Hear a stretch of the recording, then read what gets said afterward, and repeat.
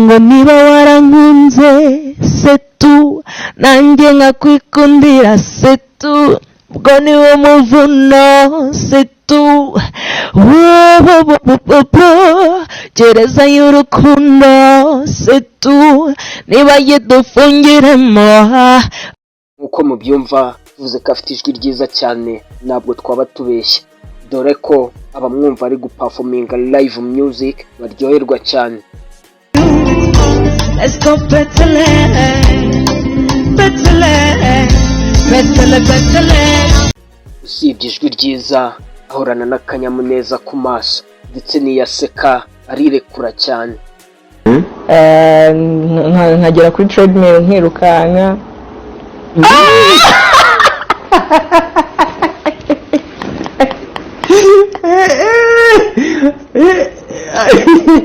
Gusa bitewe n'igikomere yakuranye kera siko byahoze. Amazina yiswe n'ababyeyi ni Sano Shengero Alyn, akaba ari umuhanzikazi uzwi ku izina rya Alyn Sano. Nshuti namwe bakunzi ba IBL Entertainment, ndabasuhuje kandi mbahaye ikaze muri Sobanukirwa. Wowe wamaze gukora subscribe ndagushimiye cyane, nawe utarakora subscribe kora subscribe kugira ngo ibiganiro n'ibindi byinshi bitandukanye tuzajya tugenda tubagezaho hano kuri IBL Entertainment bijye bibasha kukugeraho 5 kuri 5. Muri Sobanukirwa y'uyu munsi tugiye kugaruka ku mateka y'umuhanzikazi Alyn Sano, tugaruke no ku gikomere yakuranye ndetse tugaruke no ku mpamvu atajya ashyira hanze ubuzima bwe bwerekeye urukundo. Jye mwumva nitwa IBL, ikaze mwese. Tariki ya 10 z'ukwezi kwa 10 umwaka w'1995 Alyn Sano nibwo yabonye izuba.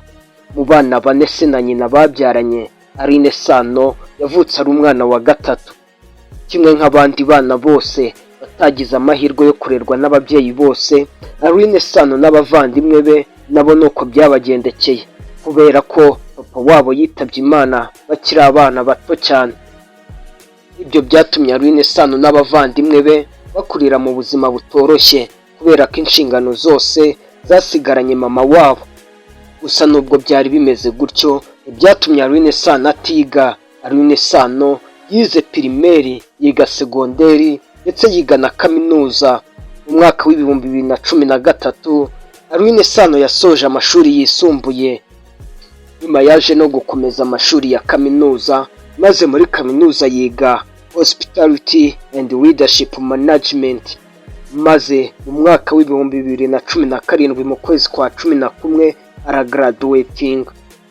Alyn Sano ahuje amateka n'abandi bahanzi benshi yo kuba bararezwe ndetse bakanatozwa kuririmba na korali, dore ko ku myaka 15 ye yaririmbaga muri korali kandi yabaga ari umwe mu bana baririmbaga neza, bafite amajwi meza, bafite ubuhanga muri korali.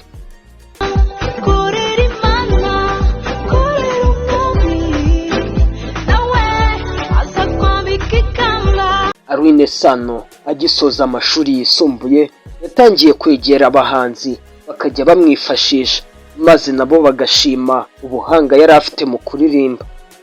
Mu mwaka w'2015 Alyn Sano nibwo yagaragaye kuri stage aririmba wenyine, ndetse ahangaha ntabwo yari ari kuririmba za ndirimbo zisanzwe zo mu rusengero, ahubwo yari ari kuririmba indirimbo zitwa iz'isi. Ndetse icyo gihe ari ku rubyiniriro yarishimiwe cyane kubera ijwi ryiza yari afite n'ubuhanga yari afite mu gukora live music. Gusa ibi ngibi byatumye abo mu itorero rye ry'Abadiventiste bamwitwaraho umwikomo kubera yari ari gukora ibinyuranyije n'imyemerere yabo.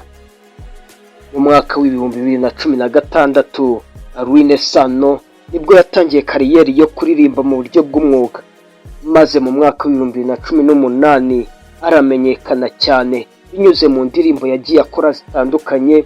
Urugero rw'indirimbo yamenyekanyemo cyane ni iyitwa Naremewe Wowe. Guhera ubwo Alyn Sano yafatiyeho, yigeze asubira inyuma, maze tumwumva mu ndirimbo nyinshi zitandukanye. Urugero yitwa Bu, yitwa Controller, yitwa Setu, yitwa Fake G, yitwa Radio n'izindi nyinshi zitandukanye. Iheruka yitwa Biryoha Bisangiwe. ikindi Alyn Sano yasohoye alubumu iriho indirimbo 12. Iyo alubumu yayise Rumuri, ndetse iyi alubumu yayisohoye mu mwaka w'ibihumbi 2023. Alyn Sano ni umuhanzikazi ufite ijwi ryiza, uririmba neza kandi ukora live music neza cyane. Ibi byatumye atwara ibihembo byinshi bitandukanye. Ikindi kubera ubuhanga bwa Alyn Sano byatumye yitabira festival zitandukanye, haba hano mu Rwanda ndetse no hanze y'u Rwanda. Zimwe muri festival yitabiriye harimo iyabereye muri Senegal, hakabamo iyabereye muri Afurika y'Epfo yitwa Voice Afrique Francophonie mu mwaka w'ibihumbi 2020. Kugeza ubu Alyn Sano ni izina rikomeye mu muziki w'u Rwanda. Alyn Sano akunze kugaragara yishimye cyane, akeye ku maso kandi aseka yirekuye cyane. Ikindi kandi agaragara nk'umukobwa wihagazeho kandi wifitiye icyizere. Alyn Sano akiri umwana muto yari kaboy, yari ateye nk'abahungu kubera ko yakundaga gukinana nabo, agakina nabo imikino itandukanye. Urugero, yakundaga gukinana nabo biye, bagakina umupira ndetse abamwiyenje akabakubita, kimwe n'abamwandikiraga bose nabo akabakubita. Kubera ibyo Alyn Sano yabwiwe inshuro nyinshi ko ari mubi, ateye nk'abahungu. Alyn Sano ageze muri adolescence, ibyo byaramubangamiye cyane kubera ko yabaga ashaka kumera nk'abandi bakobwa. Yarebaga abandi bakobwa akabona ari beza cyane kandi akabona bafite n'amabuno, ariko we yakireba akabona ateye nk'abahungu. Kubera ibyo byose Alyn Sano byatumye akurana trauma y'uko ari mubi. Ndetse si mu bwana bwe gusa, uko ageze no muri kariyeri y'ubuhanzi, hari umuntu azi wigeze kuvuga ngo afite impano ariko ubwiza bwo ntabwo bwaramwihishe. Ndi mubi. Noneho hari n'umuntu tuziranye gutya namwiyumviye abivuga ngo uriya mukobwa ariko shango ari talented, ariko shango isura yaramwihishe. Ibaze n'ukuri. Ibi byatumye Alyn Sano akunda kugaragara mu ruhame afite imisatsi imuhisha mu gahanga, kuko yumvaga nta kintu na kimwe afite cyiza. Alyn Sano yavuze ko n'igihe yaririmbaga muri korali, nubwo yabaga ari ku murongo w'imbere ndetse ari no mu bigishaga abandi indirimbo, icyo gihe nabwo yumvaga ari mubi. Ndetse no muri comment ze za kera agitangira kariyeri y'umuziki, harimo amakomenti yamubwiraga ko ari mubi. Alyn Sano atangiye kumva ko ari mwiza, atangiye kwikunda, nibwo yakuyeho wa musatsi wamuhishaga mu gahanga. Ibyo byatangiye nyuma yo kwitabira amafestival atandukanye yabereye hanze y'u Rwanda. Urugero, ayabereye muri East Africa, muri za Senegal ndetse no muri South Africa.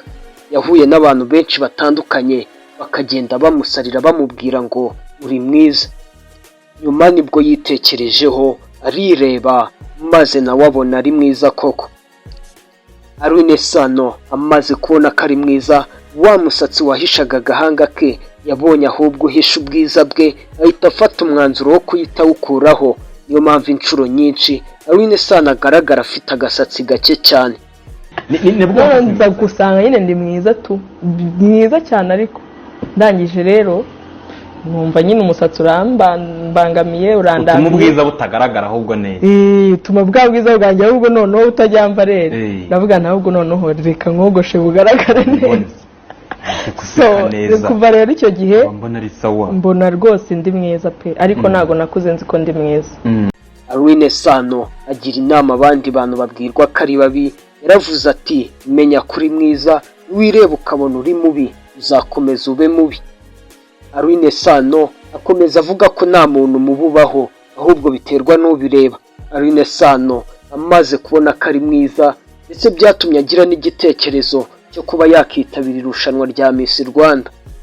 Nubwo Alyn Sano ari izina rikomeye mu muziki w'u Rwanda, hari igihe cyageze acika intege ndetse yumva yareka umuziki.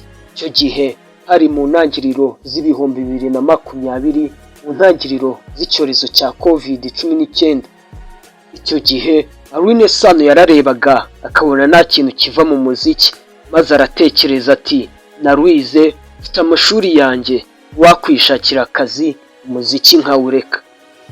Nyuma yaho gato Alyn Sano nibwo yahise asohora indirimbo yiswe Controller, maze iyo Controller imuhindurira amateka, dore ko ari indirimbo yakunzwe cyane ikaba ikimenya bose, maze guhera ubwo ahera akasohora n'izindi nyinshi zakunzwe cyane, maze umuziki uhinduka akazi.